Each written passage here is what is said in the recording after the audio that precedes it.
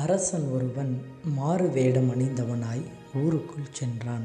பலரும் அரசனை பார்ப்பதற்காக அரண்மனையை நோக்கிச் சென்றார்கள். ஆனால் ஒரு பெண் மட்டும் ஒரு மரத்தடியில் அமர்ந்து கூடை செய்து கொண்டிருந்தாள்.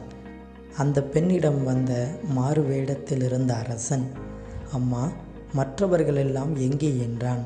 "அனைவரும் அரசரை பார்க்கச் சென்றிருக்கிறார்கள். நீ செல்லவில்லையா?" என்று கேட்டான் அந்த அரசன். அதற்கு அந்த தாய், "இல்லை, எனக்கு 5 குழந்தைகள் இருக்கிறது.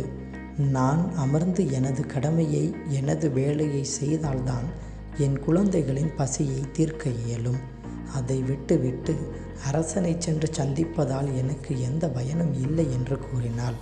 "அப்படியாயின் அரசனை சந்திப்பதால் உனக்கு எந்த நலனும் இல்லை என்று கூறுகிறாயா?" என்று கேட்டான் அரசன்.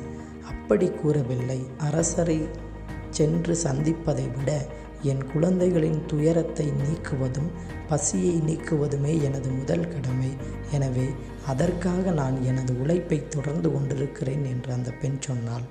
அந்த பெண்ணின் வார்த்தைகளை கேட்டு மனம் குளிர்ந்த அரசன் அந்த பெண்ணின் கையில் ஒரு தங்க நாணயத்தை கொடுத்துவிட்டு, "அரசனை பார்க்கச் சென்றவர்களெல்லாம் திரும்பி வந்து கேட்டால், 'அரசன் என்னை பார்க்க வந்துவிட்டு போனார் என்று சொல்' என்று கூறி தங்க நாணயத்தை கையில் கொடுத்துவிட்டு தன் அரண்மனை நோக்கி திரும்பினான் அரசன். இன்று நாம் வாழக்கூடிய இந்த உலகத்தில் நாம் அடுத்தவரின் துயர் துடைக்க வேண்டும் என்ற எண்ணத்தோடும் நமது கடமைகளை நாம் செய்து கொண்டிருப்பதே முதன்மை என்பதை உணர்ந்தவர்களாக நமது வாழ்க்கையை அமைத்து கொள்ள இந்த நாளில் உள்ளத்தில் உறுதியேற்போம்.